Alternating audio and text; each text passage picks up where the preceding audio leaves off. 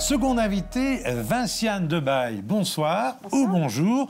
Vous êtes directrice de recherche FNRS en géochimie, les sciences de la Terre à l'ULB. Et vous revenez, à l'instant, j'ai envie de dire, d'une mission dans l'Antarctique à la pêche aux météorites.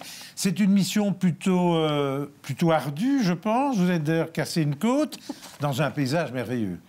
Alors évidemment, c'est l'avantage de l'Antarctique, c'est que ça reste un continent magnifique. Donc j'ai un côté où, en effet, je souhaite à tout le monde de pouvoir voir ces paysages. Mais c'est inhospitalier aussi, il faut reconnaître. On était en été, donc on a eu entre moins 17 et moins 7 degrés.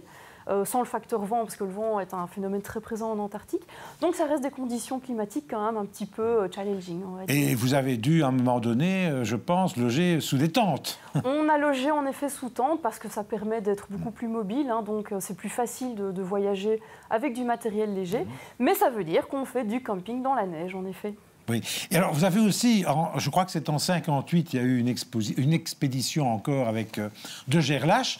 Il y a eu un crash d'avion et vous avez trouvé l'avion. Oui, tout à fait. Donc en fait, les montagnes Belgica où nous étions ont été découvertes en 1958 par l'équipe de Gerlache et ils voyageaient en avion. Et donc malheureusement, l'avion s'est crashé sur une dune de neige un peu dure.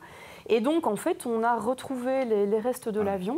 À partir de là, ils ont dû quitter la zone un peu précipitamment à pied, donc ils ont laissé du matériel derrière eux dans l'urgence. Quittez-la. Qu'on a retrouvé également. Donc il y avait une dimension émotionnelle également qui était assez intéressante. Alors, la question évidemment, pourquoi récolter des météorites?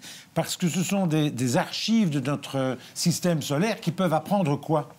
Alors en fait, notre système solaire, il va commencer sous forme d'un nuage de gaz qui va se contracter, se condenser, former des petits grains de poussière, former des rochers, des astéroïdes, des mini-planètes, des planètes, et puis les grandes planètes telles qu'on les connaît aujourd'hui.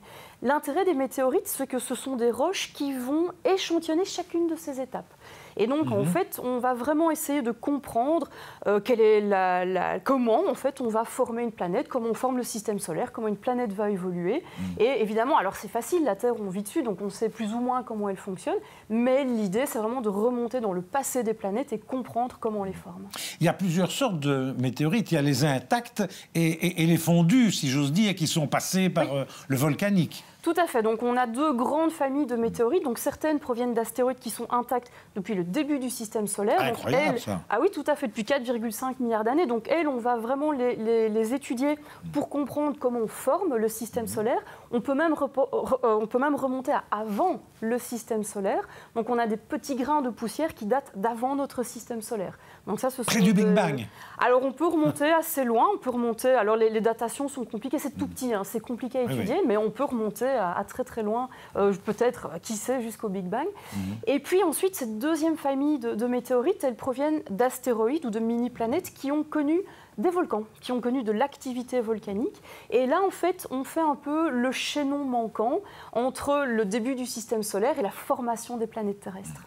Alors, l'astéroïde Toutatis, qui est une sorte d'astéroïde en forme de cacahuète et une orbite un peu excentrique, vous la surveillez parce que, vous dites, elle pourrait à un moment donné être dangereuse. Et on se rappelle que les dinosaures ont connu une sale aventure. Oui, tout à fait. Donc, en fait, chaque année, on a environ 47 000 tonnes de matériel extraterrestre qui arrive sur Terre.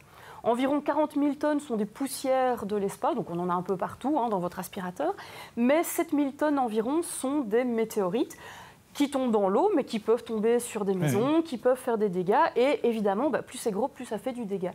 Donc l'idée, en effet, c'est quand même de vérifier ou d'essayer de les voir arriver pour mettre au point des stratégies de soit les dévier, soit les détruire avant qu'elles fassent de gros dégâts. Quand est-ce qu'on saura qu'elle est dangereuse? Alors ça, c'est compliqué parce que les astéroïdes, ils n'émettent pas de lumière. Donc en fait, on ne les voit que quand ils sont bien situés par rapport à nous. Et donc il faut qu'ils passent plusieurs fois, en fait. Alors c'est un petit peu horrible, mais il faut qu'ils passent plusieurs fois pour qu'on connaisse leur trajectoire, leur vitesse et qu'on puisse déterminer s'ils deviennent dangereux, en fait, pour la Terre. Alors, votre planète de prédilection depuis toujours, c'est Mars. Pourquoi Mars? Alors, Mars, pourquoi Mars? C'est aussi pourquoi la Terre, finalement, c'est de comprendre comment fonctionne une planète. Et la Terre, alors on est content parce que c'est une planète géologiquement active. Donc on a de l'atmosphère qui est régulièrement remise par les volcans, etc.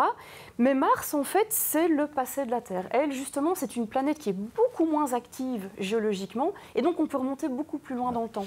Alors, ce qu'on ne sait peut-être pas, c'est que vous travaillez en collaboration avec la NASA. Et en plus, Persévérance, le fameux robot qui est sur Mars, c'est vous, de Belgique, qui le téléguidez pour aller forer sur la planète Mars. Alors évidemment, on est une grande équipe. Hein. C'est un petit bébé dont il faut... Oui, mais vous lui donnez des ordres à ce robot. Alors tout à fait. Donc on est toute une équipe à travailler. Quelle est sa prochaine mission? Donc quelle est sa tâche, quelle est sa tâche du jour en fait? Alors évidemment, on ne le pilote pas en temps réel, hein, c'est trop loin. Et donc l'idée, c'est vraiment de lui fournir une liste de tâches en fonction des photos du jour et de pouvoir déterminer, on va aller par-ci, on va aller par-là, on va forer telle roche et peut-être... Vous dites ça comment ? Vous dites un peu plus loin, à gauche, à droite? Oui, donc là, c'est vraiment des instructions informatiques. Donc il y a toute une équipe d'ingénieurs également qui traduit en fait nos envies scientifiques en instructions pour le robot. Mais là, vous faites de la géologie à distance. Alors c'est tout à fait frustrant, ça. Vous ne touchez rien. C'est frustrant, évidemment, parce qu'en tant que géologue, moi, ce que j'aime bien, c'est d'avoir le petit caillou dans mes mains et dans mon laboratoire. Donc il y a quelque chose de très frustrant, mais l'idée, c'est de ramener ces échantillons sur Terre. Donc justement, d'ici une dizaine d'années, de pouvoir les étudier dans nos laboratoires. Mars est habitable? C'est une bonne question, ça. Alors aujourd'hui, la surface de Mars est sans doute stérile. On n'a pas d'eau liquide, en fait. Donc aujourd'hui, Même en profondeur? Alors voilà, ça c'est la question subsidiaire, c'est que la surface n'est sans doute pas habitable, mais on a sans doute de l'eau liquide en profondeur. Donc l'idée, en effet, mais donc là on a des moyens technologiques plus complexes qui seront nécessaires, c'est vraiment d'aller voir dans le sous-sol martien. Et là, qui sait de trouver de la vie. Alors, en fait, vous préparez aussi les futures expéditions. Hein. Il y a Trump qui a dit l'Amérique plantera son drapeau sur Mars. Mais bon, Mars, il n'y a pas d'oxygène. Alors Mars, c'est compliqué. Alors qu'est-ce qu'il faudrait faire? Des bulles avec de l'oxygène? Fabriquer de l'oxygène? Il faudrait une base. Donc là, on est vraiment dans les films de science-fiction, où on a une base qui a une oasis de vie pour des astronautes. Un des soucis aujourd'hui, c'est les poussières. Donc on se rend compte que les poussières martiennes, comme les poussières lunaires, posent de gros problèmes à la santé humaine. Les fameuses particules fines, mais avec des conséquences exposant 1000 comparées à ce qu'on pourra avoir sur Terre. Donc on a beaucoup de soucis technologiques encore à vaincre.